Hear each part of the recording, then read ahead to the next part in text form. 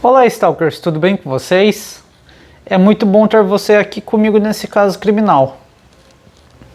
O vídeo não tem intenção de desrespeitar as vítimas, seus familiares e amigos. É um vídeo em formato de documentário e todas as informações contidas nele são informações públicas que podem ser encontradas na internet por todos.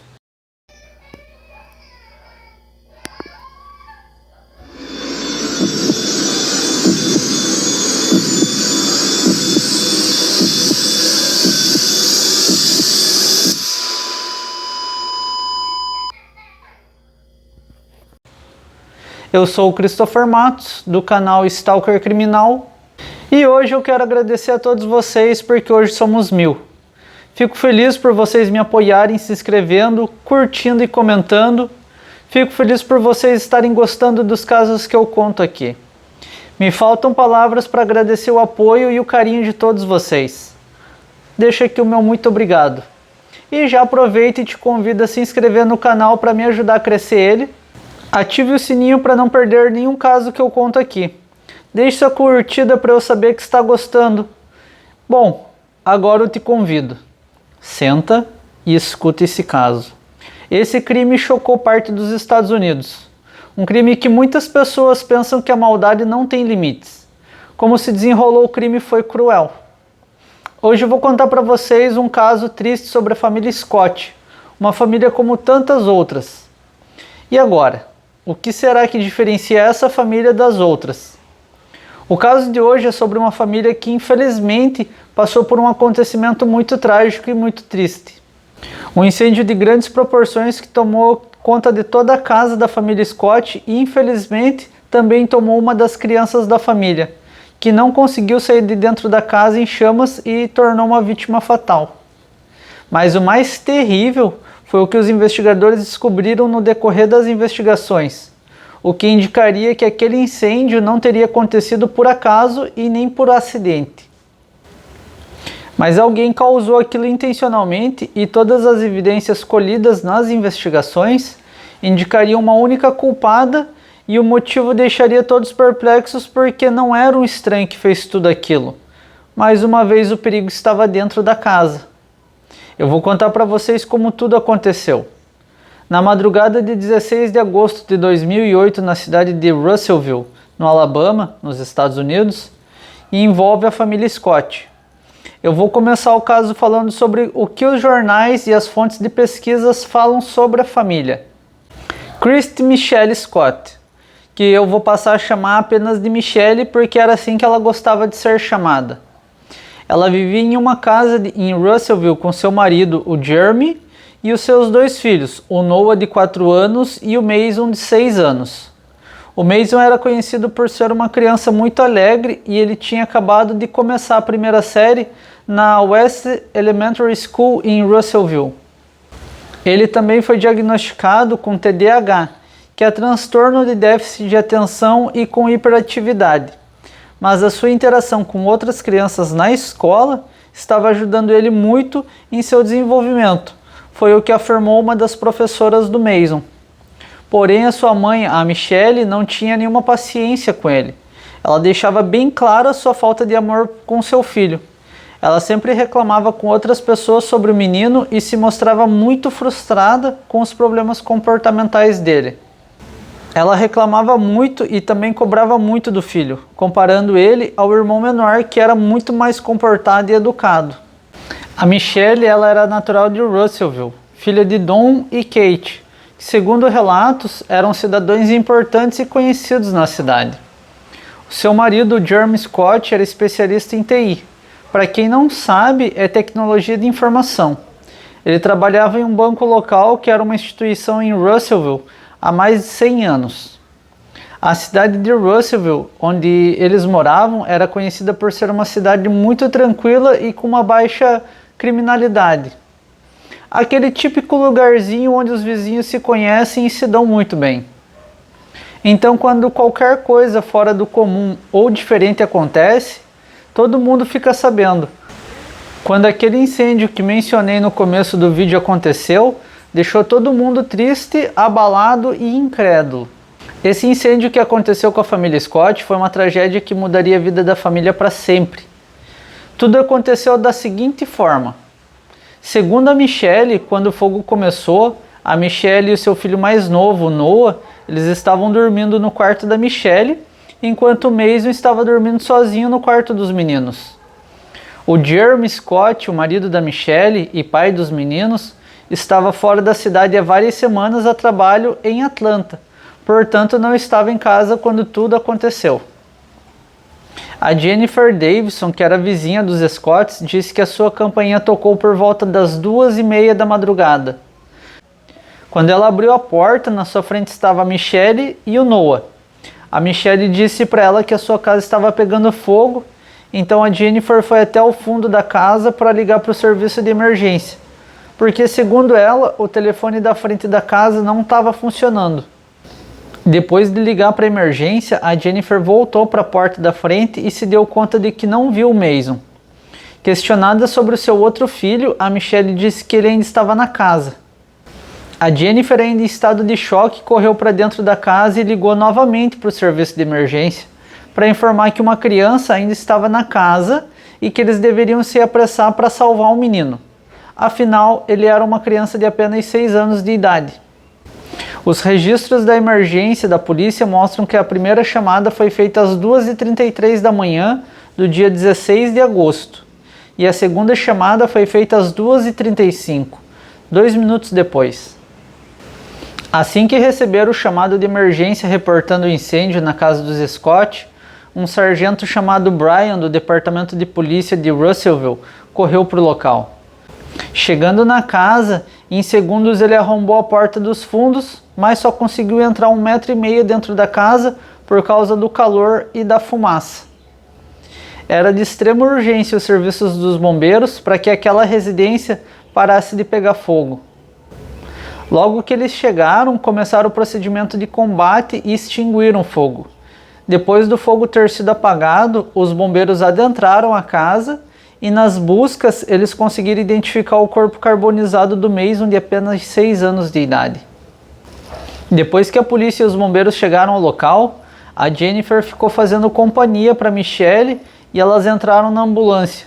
Lá dentro, a Michelle pediu para que a amiga não ligasse para o Jeremy, o marido dela, porque ela acreditou que ele culparia ela pelo incêndio. Estranho, né? A Jennifer também relatou que viu a Michelle perguntando quem eram os bombeiros que estavam de serviço naquela noite. Ao ouvir a resposta, a Michelle pareceu ter ficado chateada quando ouviu o nome de um dos bombeiros. A Jennifer perguntou a razão do seu aborrecimento, e a Michelle respondeu que conhecia o bombeiro porque ele já tinha atendido ela numa ocorrência anterior e que já tinha acontecido com ela um outro incêndio que aconteceu com ela no passado, e a própria Jennifer achou esse comentário surreal. O estranho é que a Jennifer relatou que em determinado momento, enquanto a Michelle estava na ambulância, ela revirou os bolsos atrás de alguma coisa e, diga-se de passagem, ela estava completamente vestida naquele horário. Para quem estava dormindo e acorda no meio de um incêndio correndo, e se vestir é uma coisa bem estranha, né? Mas, voltando ao caso, revirando os bolsos, ela achou o celular e disse que não sabia que o celular estava no bolso e que se soubesse ela mesma teria feito a ligação para os bombeiros. Brian Koppler, que era o namorado da Jennifer e que vivia com ela, relatou que assim que sua vizinha tocou a campainha, falou que a sua casa estava queimando.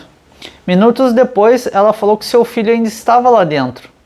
Então o Brian correu para a casa dela na tentativa de encontrar um local para conseguir entrar e resgatar o menino.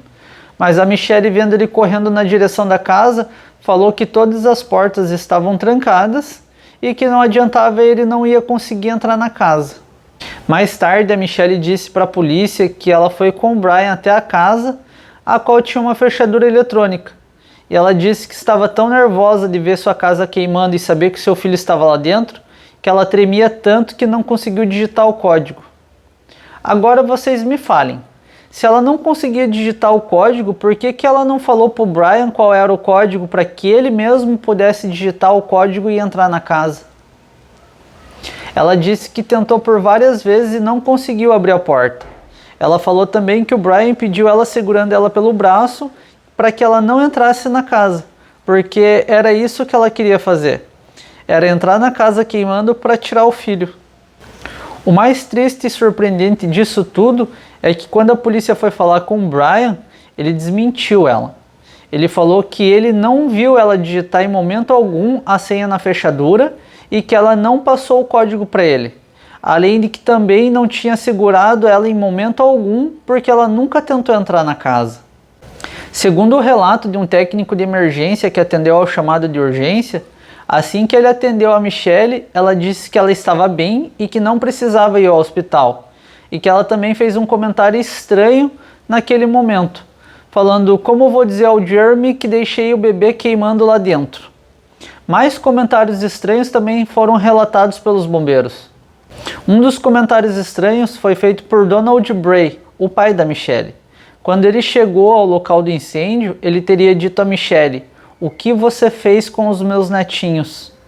Um dos bombeiros disse que ouviu a Michelle dizer que não sabia como alguém podia ter tanto azar de ser vítima de 2 incêndios em 3 anos. E que ela esperava que o bombeiro que atendeu ela na primeira vez, no incêndio da outra casa que eles tinham, não estivesse por ali porque ela não queria ver ele. E a história vai ficando cada vez mais estranha, né? Outro paramédico relatou que quando tentava tranquilizar Michelle, ela disse as seguintes palavras: você não entende, eu tirei a vida do bebê dele. Se referindo ao seu filho Mason e ao seu marido Jeremy. Segundo a perícia realizada no local, o incêndio teve início bem próximo ao quarto dos meninos. O relatório mostrou que algumas das tomadas das paredes foram cortadas pela polícia e cada tomada foi cortada de um comprimento diferente para identificar todas elas. E as tomadas foram todas fotografadas de todos os ângulos possíveis. Curiosamente, a que estava atrás da cama do Mason não pôde ser localizada. A remoção das tomadas elas foram feitas para serem levadas para o laboratório de análise para poder identificar aonde se originou o incêndio e em qual tomada, se acaso fosse a origem do fogo.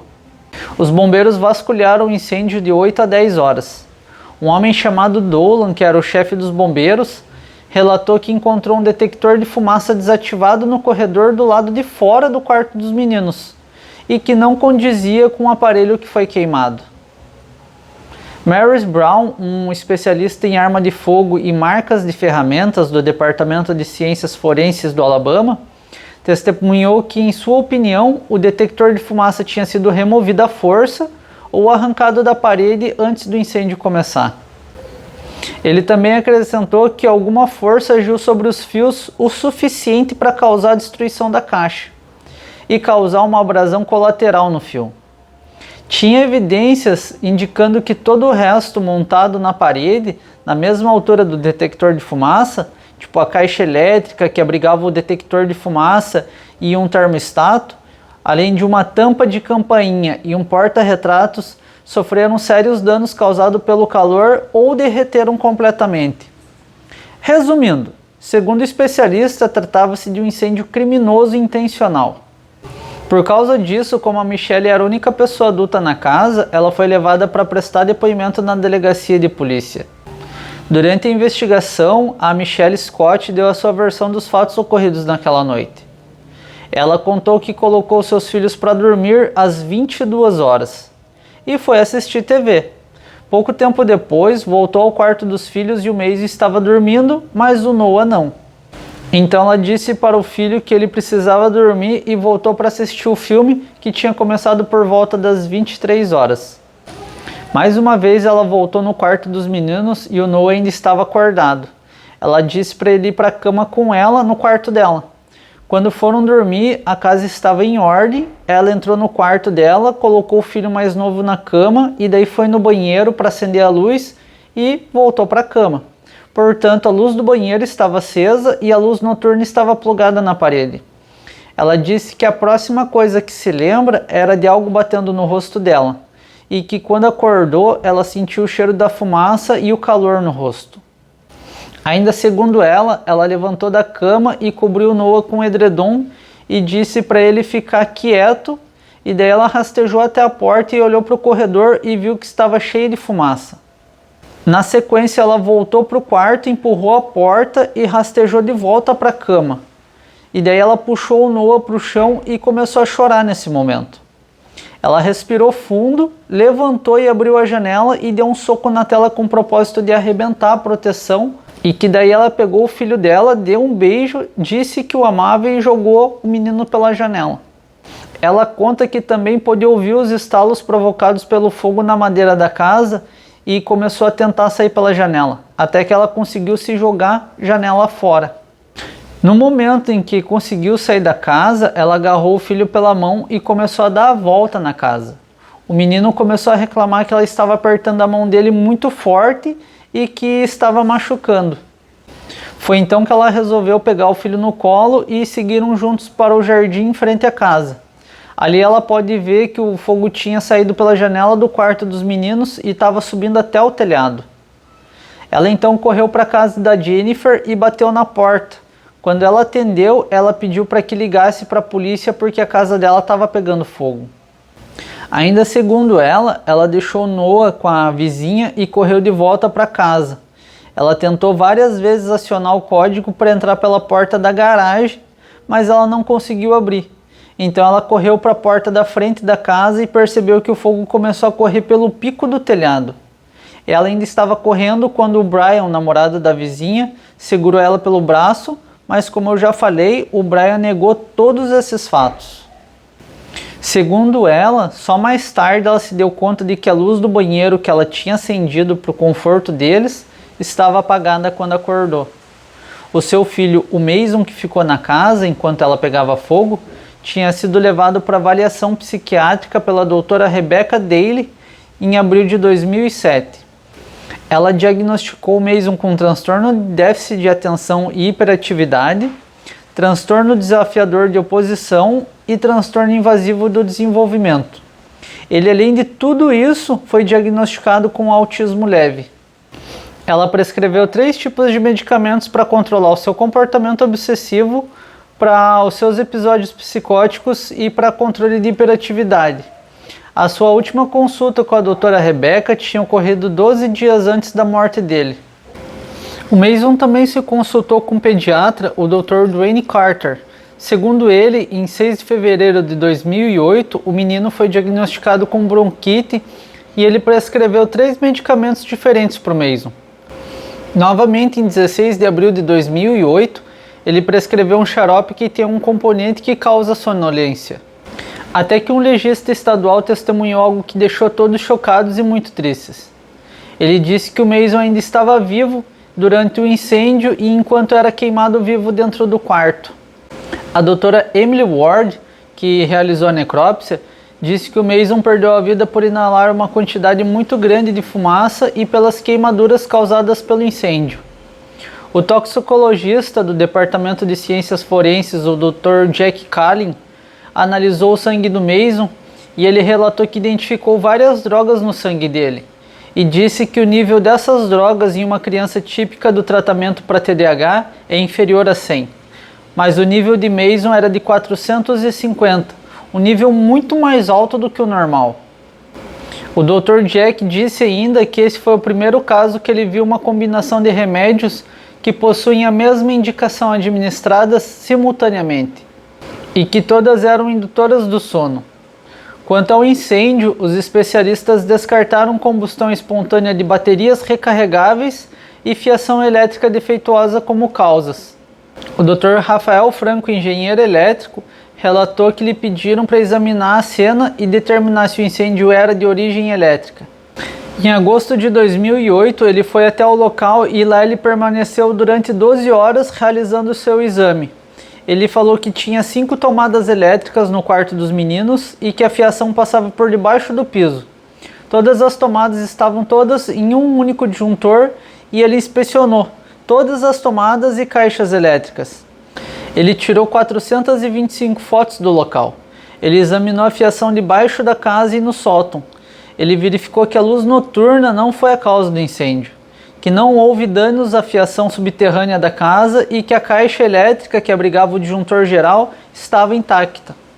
Na sua opinião, o incêndio não era de origem elétrica, ficando caracterizado mais uma vez que a causa do incêndio foi provocada e premeditada. Todos esses relatos foram apresentados durante o julgamento da Christy Michelle Scott. Várias testemunhas disseram que a Michelle era cruel com Mason. Na manhã do incêndio, quando ela levou ele para a escola, ela falou de forma agressiva com ele, além de empurrar. Outras pessoas também disseram que a Michelle gritou agressivamente com a criança, tendo puxado seu cabelo e empurrado, além de bater na nuca dele para fazer ele ficar quieto. Uma outra testemunha disse que depois do incêndio, a Michelle disse que não sabia como poderia ser tão azarada e que Deus estava punindo por não querer criar o Mason, uma criança autista. O casal passou a morar em lugares diferentes. A Michelle voltou a morar na casa dos pais dela, enquanto seu marido levou o filho mais novo, Noah, para morar na casa dos pais dele, porque também moravam em Russellville. Tanto a Michelle quanto seu pai eram corretores de seguros, e as evidências também mostravam que a Michelle contratou 2 apólices de seguro, uma no nome do Mason e a outra no nome do Noah, meses antes da morte do Mason. Em 15 de agosto de 2008, ela solicitou uma terceira apólice do seguro de vida. A primeira apólice, emitida no dia 6 de maio de 2008, era de $50 mil. A segunda apólice, adquirida em 14 de junho de 2008, era de $25 mil. Um cheque foi emitido para os Scotts no valor de $25 mil depois da morte do Mason. Mas a corretora de seguros se recusou a pagar o valor restante porque a Michelle omitiu as informações sobre a saúde do Mason e os medicamentos que ele tomava. No pedido de uma apólice de $50 mil em agosto de 2008, descobriram que a Michelle contratou uma terceira apólice de seguro de vida para o Mason, no valor de $100 mil. Uma companhia de seguro também testemunhou que a Michelle omitiu em sua solicitação de apólice que o Mason tinha problemas de saúde e também não mencionou medicamentos que tinham sido prescritos para sua condição. David, um supervisor de seguros, testemunhou que após o incêndio de agosto de 2008, a sua empresa fez um acordo com os Scotts sobre a apólice do proprietário e pagou a ele $188 mil pela residência, $60 mil pelo seu conteúdo e $5.500 pelas despesas de moradia. Também foram apresentadas evidências indicando que 2 incêndios ocorreram na residência anterior dos Scotts. Em dezembro de 2005, eles aumentaram a cobertura do seguro da casa. Em 12 de janeiro de 2006, teve um incêndio na residência. Tudo aconteceu porque uma caixa de pizza pegou fogo por ter sido deixada próxima a uma área que continha fogo. Mas tudo isso foi considerado um acidente e poucos danos foram causados à casa. Precisaram fazer apenas alguns pequenos reparos. Pouco tempo depois, em 14 de janeiro de 2006, ocorreu um segundo incêndio e esse destruiu a casa da família. Esse incêndio se iniciou na cozinha e um investigador de incêndio chamado Dwight Walden foi chamado para avaliar o local. E ele disse que, em sua opinião, esse segundo incêndio foi provocado intencionalmente. Já a Michelle culpou um plug de purificador de ar pelo incêndio. Enquanto os investigadores teorizavam que o fogo foi intencionalmente provocado usando caixas de papelão. Outra coisa muito estranha foi que a Michelle foi a última pessoa a sair da casa nos 2 incêndios, e que o detector de fumaça tinha sido desligado durante a limpeza da casa. Os advogados de defesa da Michelle apresentaram o testemunho de 2 especialistas em investigação de incêndios. Vários amigos e familiares, além de peritos, testemunharam que o incêndio de 16 de agosto de 2008 foi acidental. Começou no rack de madeira da televisão do quarto das crianças. Peritos de defesa testemunharam que os peritos do Estado basearam a sua determinação de incêndio criminoso em métodos desatualizados e que a investigação dos estados tinha inúmeras falhas, que erraram ao concluir que o incêndio se originou perto da cama do Noah. Na opinião deles, o incêndio foi no rack devido ao alto nível de monóxido de carbono encontrado no corpo do Mason. O Donald, o pai da Michelle, na tentativa de salvar a filha de uma condenação pela morte do filho mais velho, testemunhou que não perguntou a ela o que ela havia feito com os netos, como relataram várias pessoas que estavam no local presentes, mas perguntou onde estavam seus netos. Os promotores estaduais encerraram o caso afirmando que as evidências circunstanciais eram fortes, uma vez que a Michelle tinha comprado uma apólice de seguro para o seu filho pouco antes do incêndio. Além disso, os promotores disseram que ela estava procurando imóveis na noite do incêndio, como foi constatado pela investigação realizada em seu computador. Outra coisa que deixava clara a sua culpa era que uma aliança de casamento que tinha um valor muito alto foi retirado da casa antes do incêndio e estava na casa da mãe da Michelle. O júri optou por não acreditar no relato da Michelle sobre os eventos do dia 16 de agosto de 2008 e a condenou por 3 acusações de homicídio capital. Com medo de que ela fosse condenada à morte, a defesa dela apresentou testemunho de familiares e amigos que indicaram que amavam e que não queriam vê-la morrer. Eles testemunharam o efeito prejudicial que isso teria em seu filho menor que sobreviveu e no restante da família. O tribunal considerou o impacto em sua família, particularmente seu filho mais novo. A defesa também argumentou que ela ajudou pessoas ao longo de sua vida e realizou boas ações. Só que isso não isenta ela do crime, né? O júri recomendou por uma votação de 7-5 que ela fosse condenada à prisão perpétua sem possibilidade de liberdade condicional. O tribunal afirmou que avaliou a recomendação ao juiz, porém o juiz se recusou a seguir a recomendação e considerou que as circunstâncias agravantes superavam as circunstâncias atenuantes e condenou a Michelle à morte. O julgamento de assassinato capital de Christy Michelle Scott durou um mês inteiro. E depois de semanas sem ter certeza no seu destino, quando o juiz leu que ela era culpada de ter assassinado o filho, ela não demonstrou nenhuma emoção, parada ali como uma estátua.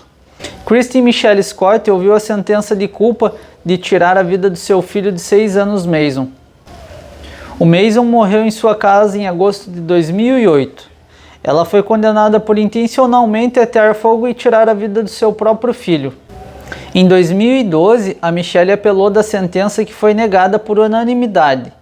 Christine Michelle é uma das 4 mulheres no corredor da morte no Alabama, sendo a segunda pessoa condenada à pena capital em Russellville pelo mesmo juiz. Ela tinha 30 anos quando foi condenada em 5 de agosto de 2009 e encontra-se no corredor da morte desde então. Esse foi o caso de hoje, espero que tenham gostado. Não esqueçam de se inscrever, ativar o sininho e a gente se vê no próximo encontro.